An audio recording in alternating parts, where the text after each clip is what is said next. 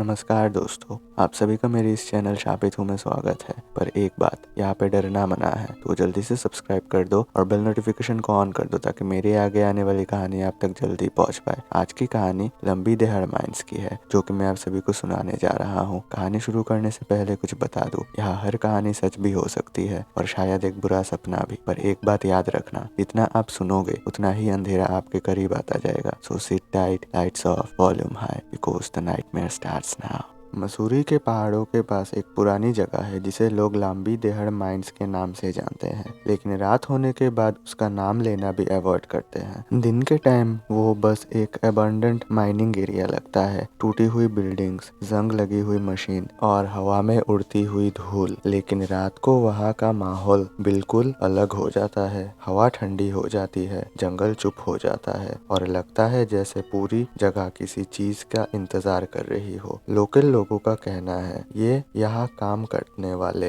Miners accident से नहीं मरे थे। उनका मानना है माइन ने उन्हें अंदर रोक लिया था। अर्जुन, कबीर और प्रकृति समीर पैरानॉर्मल एक्सप्लोरेशन करते थे और वीडियोस भी बनाते थे। वो लोकेशन एक्सप्लोर करते रहते थे। समीर ने लैपटॉप अर्जुन की तरफ घुमाया। भाई ये देख, लंबी दहाड़ माइंस इंडिया का सबसे हॉन्टेड जगह में से एक। रिया एक्साइटेड हो चुकी थी और बोली, परफेक्ट है, चलो वहाँ चलते हैं। कबीर हंसी नहीं रोक पाया। उसने बोला, भूत मिल गया तो वीडियो क्लिक करना, भागना मत। सिर्फ अर्जुन सीरियस था। स्क्रीन पर एक पुराना आर्टिकल ओपन था जिसमें लिखा था, माइनर्स का मानना है उन्होंने अजीब सी आवाज सुनी है टनल के अंदर से मरने के पहले, और नीचे एक वार्निंग लिखा था, सूर्य अस्त के बाद भयानक आवाज सुनाई देती है। रूम में एक अजीब सा खामोशी छा गया। अर्जुन ने धीरे से कहा, कल रात चलते हैं वहाँ। शाम के करीब 6:30 बजे उनकी जीप रोड पर रुक गई। सामने एक टूटा हुआ गेट था जो आधा गिरा हुआ था।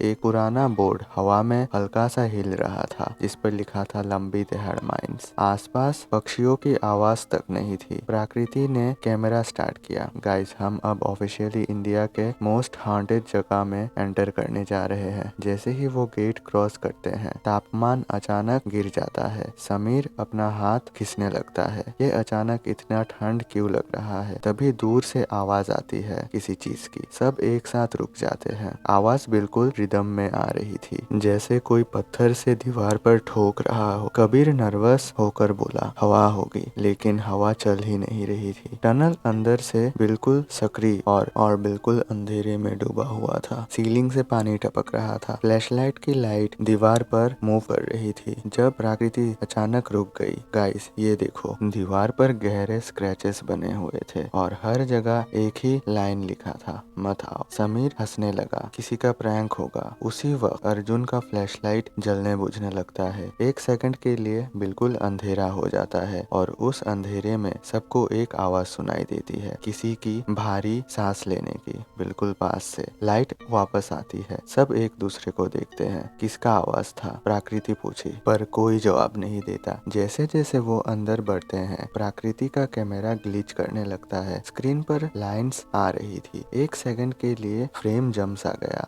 और स्क्रीन पर एक चेहरा दिखाई देता है, सफेद चेहरा, खाली आंखें। प्रकृति डर के मारे चिल्लाती है, ये देखो दोस्तों, कुछ रिकॉर्ड हुआ। प्लेबैक चेक करते हैं, पर चेहरा गायब हो चुका था, सिर्फ लाइंस दिख रही थी। कबीर बोलता है, कैमरा एरर होगा, लेकिन अर्जुन को साफ साफ फील हो रहा था कोई उन्हें देख रहा है। टनल के आखिरी छोर पर एक बड़ा चैम्बर था। ग्राउंड पर पुराना हेलमेट और बहुत सारे चीज बिखरे हुए पड़े थे। एक कोने में हड्डियों का ढांचा भी पड़ा था, इंसानों का। समीर पीछे हट जाता है। ये सही है। अचानक हवा तेज चलने लगती है और एक हल्की सी फुसफुसाहट उन्हें सुनाई देती है, काम पूरा करो। इस बार सबने सुना। दीवार पर चौक से तारीख लिखी हुई थी। प्रकृति फोन पर सर्च करती है। यहाँ माइनर्स सिलिकोसिस से मरे थे, धीरे धीरे सफोकेट होके। जैसे ही वो वर्ड बोलती है, सबको सांस भारी फील होने लगता है। हवा बहुत भारी हो जाती है। कबीर कबीर पैनिक में बोलता है, चलो वापस चलते हैं। वो पीछे मुड़ता है लेकिन एग्जिट गायब हो जाता है, सिर्फ अंधेरा ही अंधेरा, जैसे रास्ता कभी वहाँ था ही नहीं। लाइट एक साथ बंद हो जाता है, बिल्कुल अंधेरा। फिर कदमों की आवाज, एक नहीं 100 कदमों की आवाज। खांसने की आवाज हर दिशा से आ रही थी। दर्द भरी आवाजें एको करती है। सांस नहीं आ रही, हमें बाहर निकालो। पानी। फ्लैशलाइट अचानक ऑन होती है। दीवार के अंदर छाया हिलती हुई नजर आती है, जैसे लोग मिट्टी के अंदर फंसे हुए हो। एक साया दीवार से बाहर निकलता है, आधा शरीर दिखाई पड़ता है, टूटा हुआ हेलमेट, खाली आंखें, और वो सीधा अर्जुन को देखता है। ग्राउंड हिलने लगती है, भारी आवाज टनल में गूंजती है, काम अधूरा है। अचानक कोई अदृश्य ताकत कबीर को पीछे खींच लेती है और दीवार से टकराता है। उसका हाथ दीवार के अंदर धंसने लगता है, जैसे मिट्टी लिक्विड हो। खींचो मुझे, वो चिल्लाता है। अर्जुन उसका हाथ पकड़ता है लेकिन साया उसे अंदर खींच लेती है।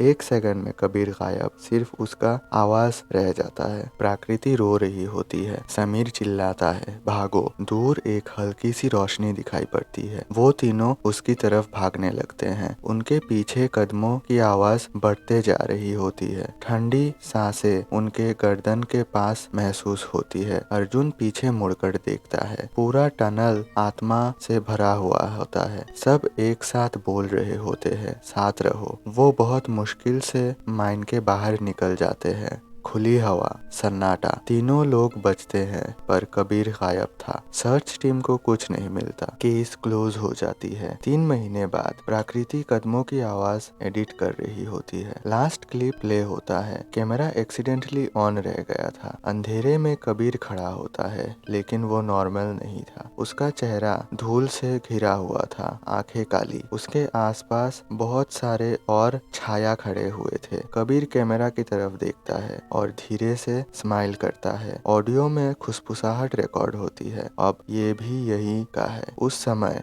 प्रकृति के रूम में दस्तक होती है। वही आवाज, वही गूंज। वो पीछे मुड़ती है। वॉल पर अदृश्य नाखूनों के निशान बने होते हैं और वही वर्ड दिखाई पड़ता है, मत आओ। लाइट्स बंद हो जाती है। लास्ट फ्रेम में प्रकृति के बिल्कुल पीछे एक माइनर खड़ा होता है। उसकी ठंडी सांसें उसके कंधे पर गिरती है। कैमरा रिकॉर्डिंग चलता रहता है और फिर बिल्कुल स्क्रीन काला हो जाता है। अगर आप कहानी सुनते हुए यहाँ तक पहुँच गए हो तो लाइक, शेयर, सब्सक्राइब जरूर कर देना, ताकि मैं आगे भी आप सभी के लिए ऐसी हॉरर कहानियाँ ला पाऊँ। और फिलहाल के लिए मैं आप सभी से अलविदा लेता हूँ।